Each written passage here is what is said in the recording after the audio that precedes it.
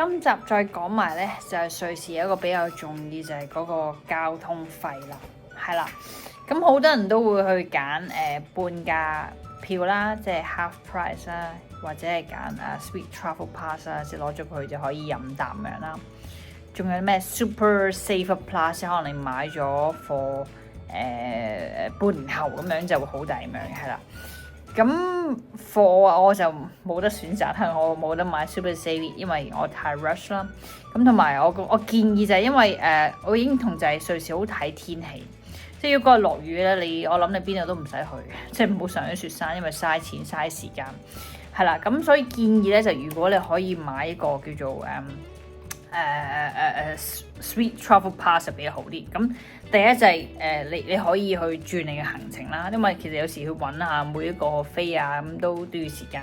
而第二就真係可以 last minute， 我唔需要，其實咪因為瑞士係冇人去 check 票嘅，所以你其實都可以上到先買到期，係啦。咁呢個唔成啦。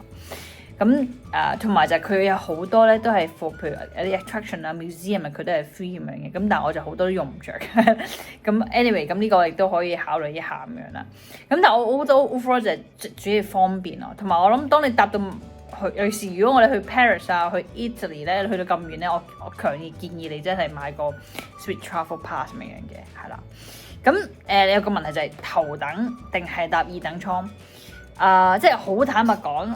我哋都可以睇下我個 video， 其實按個 seat 嗰個 sitting 咧，頭等同二等嗰個座位唔係真係爭好遠，即係個凳闊少少，同埋即係嗰個寬闊度多少少，咁我覺得分別唔係好大，但係因為價錢差唔多 double 咁樣。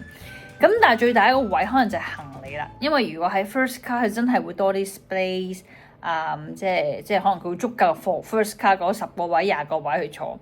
咁如果喺 second class 真係可能會冇行李俾你擺，即係冇位俾你擺行李。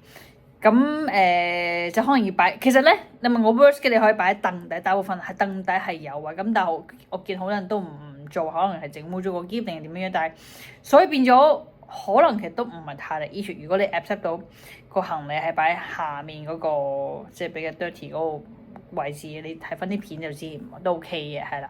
咁所以我覺得舒適度唔係，反而係 concern 個行李咁樣咯，係啦。好，bye。